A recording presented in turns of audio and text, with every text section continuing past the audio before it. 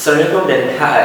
Saya Muhammad Nazmi bin Ramli, DE 19024, pelajar Fakulti Kejuruteraan Elektrik dan Elektronik BEJ.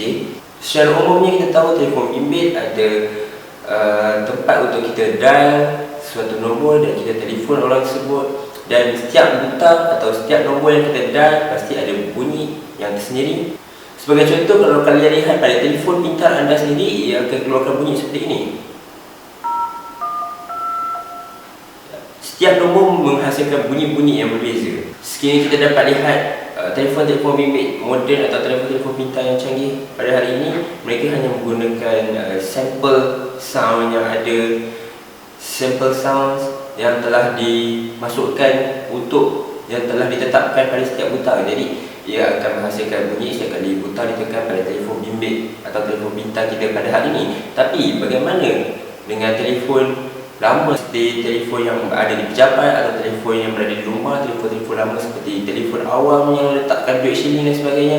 Bagaimana bunyi itu dihasilkan? Jadi bunyi itu dihasilkan kerana ketetapan frekuensi yang berbeza di setiap row dan di setiap kolom bagi nombor-nombor telefon yang ada pada papan kekunci tersebut. Jadi bahagian row terdapatnya frekuensi yang rendah, manakala di bahagian kolom terdapat frekuensi yang tinggi.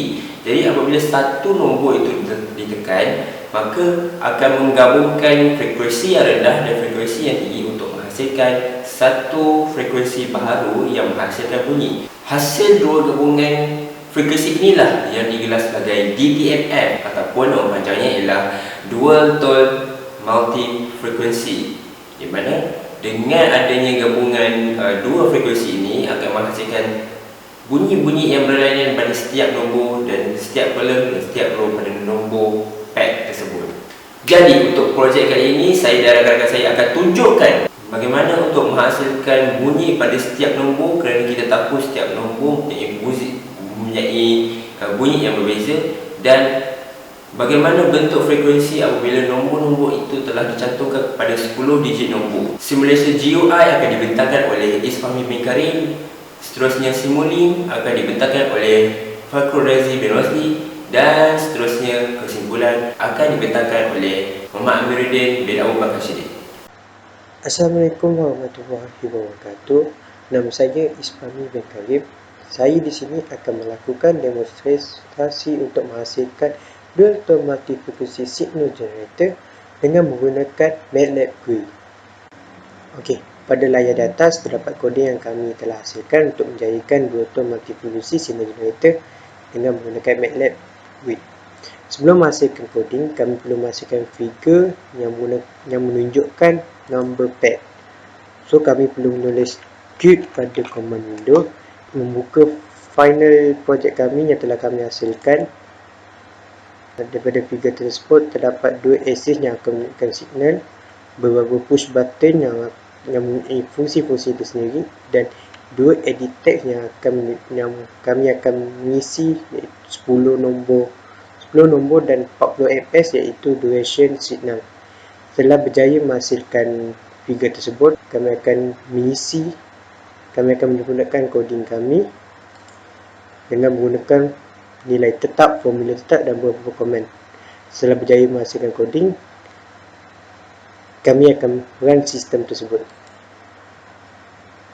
Tersebut adalah figure yang telah kami siapkan.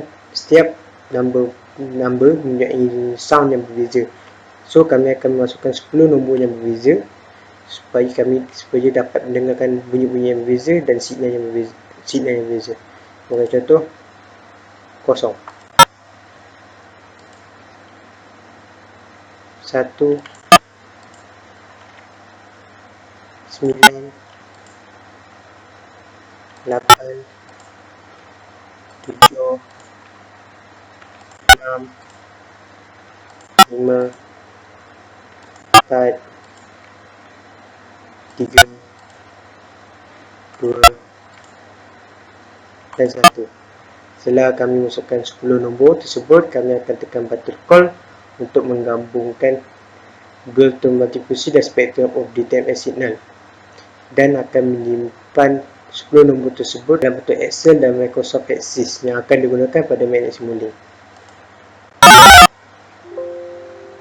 Okey, berikut adalah tadi adalah bunyi yang telah dihasilkan dan ni adalah signal yang telah digabungkan.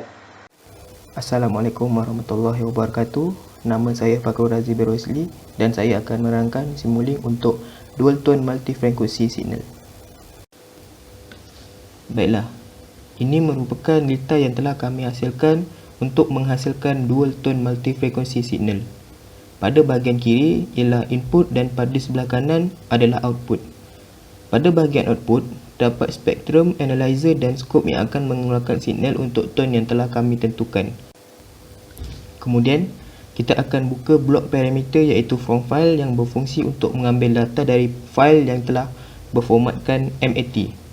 Daripada MATLAB GUI, kami telah simpan 10 nombor iaitu 0198765432 dalam bentuk MAT untuk diupload ke dalam Simulink.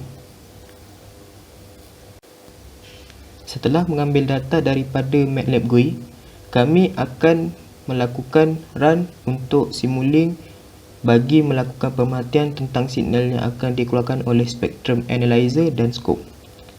Pada Spectrum Analyzer, kita akan dapat Spectrum Analyzer of DTMF signal, manakala pada Scope kita akan dapat DTMF signal untuk 10 digit yang telah kami upload iaitu 0198765432 dalam bentuk graf. Baiklah, itu sahaja daripada saya. Sekian, terima kasih. Pada akhir aktiviti projek kami telah berjaya merancang sistem analisis grafik dengan menggunakan MATLAB GUI dan Simulink. Dalam proses mengimbangkan isyarat dui nada multifungsi iaitu DTMF, kami belajar menggunakan fact tool untuk menghasilkan saingan lurus, tinggi dan rendah untuk menyaringkan dalam fungsi sistem kami. Setelah memperolehi output dari semua gabungan nada, kami belajar bagaimana untuk mengimport output yang merupakan isyarat nada ke dalam fail Excel dan format Microsoft Access dan menggunakan perintah tetap.